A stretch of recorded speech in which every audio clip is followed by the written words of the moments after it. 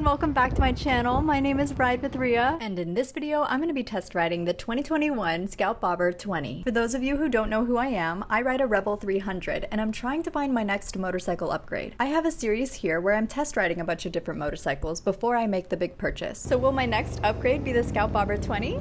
Keep watching to find out. And like I've been doing with all my other test ride videos, I'm going to give this bike a score at the end, which I'm calling the Rhea View. Now this will have your typical categories, but it'll also have some personal categories that I think should be included, especially coming from someone that's a bit shorter like myself. Now first, let's get into some specs of this bike. If you're like me and was actually very confused by all the different models and names for all of these different types of bikes, then let me break it down for you real quick. Okay, so you have the Indian Scout Bobber with the chopped fenders, 1133cc engine, but in 2020 they came out with the Scout Bobber 20. Now this has the same chopped fenders, but it comes stock with mini apes and 16-inch spoke wheels. It also had a floating tractor seat and a special tank design. Now in 2021, the Scout Bobber 20 came stock with a different type of seat. In this video, I'm testing out the 2021 version with the more comfortable, cushiony bobber style seat. Now I was really confused at first because I thought that this was the Indian Scout Rogue, but it is not. In 2022, the Indian Scout Rogue was introduced. Now same engine size, same chopped fenders, but this has a more aggressive styling, a 19-inch front wheel, it comes stock with the mini apes, and a small front fairing. And now I'm sure you've heard of an Indian Scout 60. Now what is that? Basically, it's just a smaller engine, different frame, lower seat height, 5-speed transmission version of the Scout Bobber. So you can get a Scout Bobber 60 or a Indian Scout 60. The 60 basically means it has a smaller engine, so 999 cc's. I like to think of this as the more beginner-friendly version, and these models are also lighter. I hope that wasn't too confusing. Alright, now back to the video. The 2021 Indian Scout Bobber 20 has a 69 cubic inch 1133cc liquid-cooled V-twin engine with 100 horsepower and 72 foot-pounds of torque. These really interesting looking 16-inch spoke wheels, 3.3 gallon fuel capacity, it's got a seat height of 25.6 inches, and it weighs around 550 pounds. It doesn't really offer too much tech, it's very minimal, so you're just gonna have your basic controls up here. And I do want to mention that this bike had an aftermarket exhaust, so this was from Bassani. Now that we got the specs out of the way and how it compares to the other types of Indian motorcycles out there, let's get into my first impressions and a ride test. Hello? Let's see if I can back this thing out. You think I could? Okay, this is nothing. This feels like a sofa. You're right. It's so comfy. I like these mini apes. Wow. They're comfy, yeah. Oh, this is sweet. Woohoo. Yeah, the clutch though is so heavy. Whee! Straight, I'm assuming, yeah. Yeah, we'll go straight. Dang, this clutch. I can feel the weight of this bike. It's heavy, but because it has such a center gravity, it should feel a lot heavier, but it doesn't. So it's so nice that a low center of gravity. Yeah, so it doesn't feel as heavy as it should, but I still feel more weight than riding that one.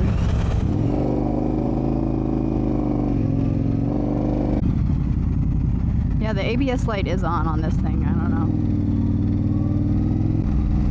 I'm getting used to the mirrors being under. It's kind of not bad, I guess. But yeah, I guess it's not bad. It is weird that I have to lift my arm in order to see, though. Wow, I like this. I like how it turns. Dang, this thing turns so well. Oh my gosh, that was like so easy. I was leaning really, and that was like a slow turn too. Whoa. Wow. That was cool. I love this already, oh my gosh. I feel so low to the ground, because I am, but even on the turns, I'm just like, I hug it, and it's, oh. This is so fun. Oh my gosh. Wow, look at how close I am to the, oh. Whoa, okay, a little too close, a little too close. That was such a big pothole. Oh, this is not a, oh, wait, oh, sorry, holy, oh, okay.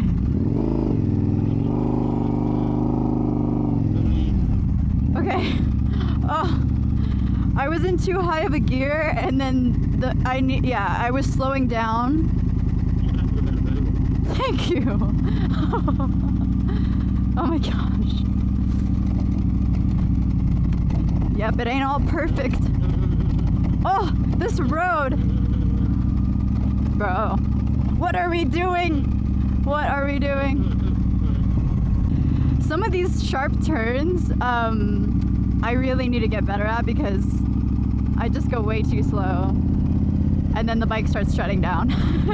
And I don't want it to stall on me. Can you imagine? Oh, there we go. Here we are. Wow.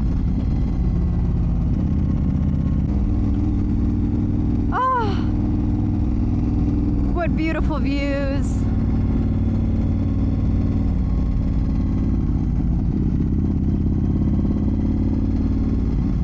A pretty tight turn coming up. This bike handles it beautifully though. Tight turn again, I'm slowing down. Oh no, chickens and chicks! Oh! Well, considering the difficulty of this road that we're riding on and the twists and turns, this handles so well. Like, it's pretty cool. And it's beefy too. I like the power. It turns so nicely.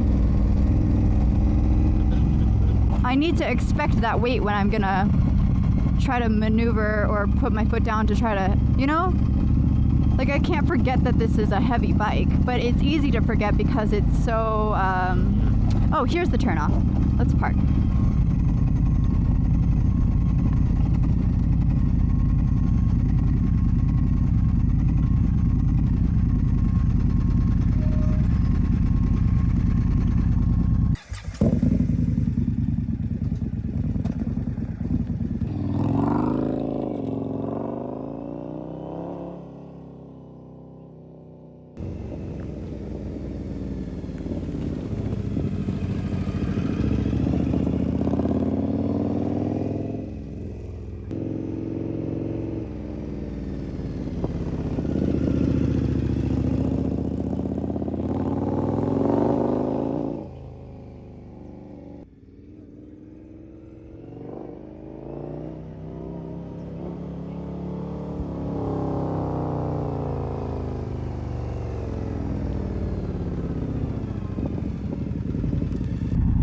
Okay.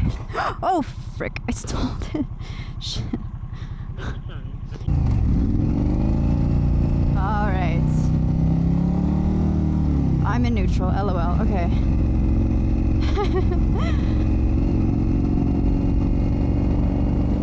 Oh, the breeze.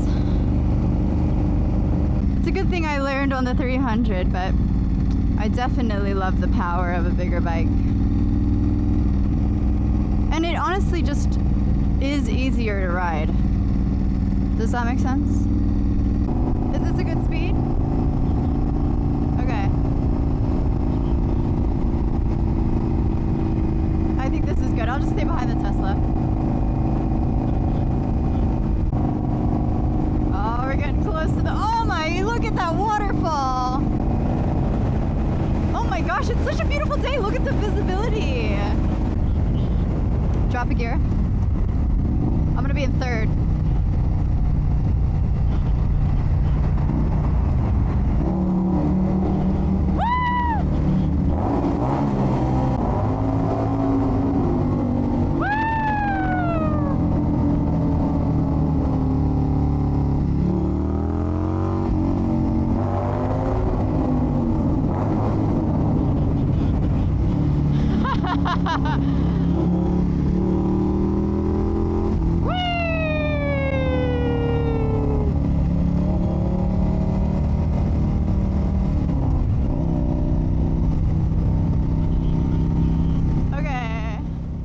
So what are my final thoughts? I could not control my excitement when I was riding this. I had a lot of fun, and now I'm going to get into the rear view. First category is power, and because of the engine size and horsepower, I'm going to give it a 7.5. Next is handling, and I thought it handled pretty well. I was genuinely impressed. I want to give this a 7. I felt like in some parts it was a little hard for me, especially the inclined turns, to handle it, but that could have just been my skill level or the fact that this was my first time on this kind of bike. But regardless, I think it did pretty well, so a 7 sounds right to me. Next, braking, and I'm going to have to dock down some points that I was originally going to give it because I think the ABS light was on the entire time, meaning I was riding without ABS. The braking for me just wasn't as great as I was expecting, so I think a 6 is still fair. Next category is if can, if no can, no can, which basically means can I flat foot it? Is the seat height too high for me? I am 5'4", and so the seat height is actually pretty perfect. I think it's one of the lowest seat heights available at 25.6 inches. It's even lower than my Honda Rebel 300, which comes in around 27 inches. So for that, I'm going to give it a 10. Next category is muscle mommy. Is this bike too heavy for me? Now, yeah, at 550 pounds, this bike is really heavy. And at first I thought, you know, it's no problem. You're riding around with it, low center of gravity, it feels fine. But when you stop or when you put your foot down, you really feel the weight of the bike. Even when I was backing out of stalls, it seemed fine on a level ground. But there was a time where I parked this thing downhill on an incline and I really struggled to push it out. I don't know how practical that is for me,